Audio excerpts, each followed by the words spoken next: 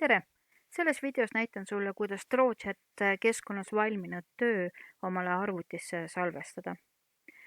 Kuna see keskkond oli selline, kus me saime mitmele lehele korraga joonistada, siis esimese asjana ma valin õige lehekülje. Mina olen praegu oma 3. leheküljel, kus on minu valmis töö.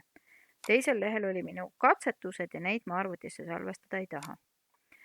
Järgmiseks tulebki vajutada nuppu, et salvesta arvutisse. Export.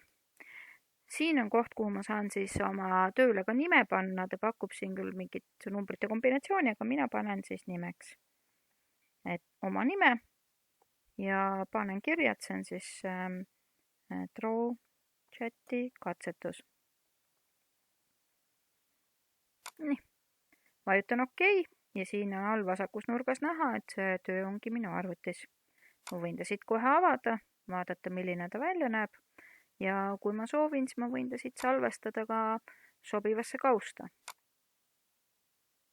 Save as käsklus, kontrollin, minul on siis selles arvutis desktopil enda nimeline kaust, nimi sobib ja ütlen talle salvesta. Nüüd mõnes arvutis ei tule siia alla seda märki, et ta siia alla laadis, siis tuleb avada meil failide haldur.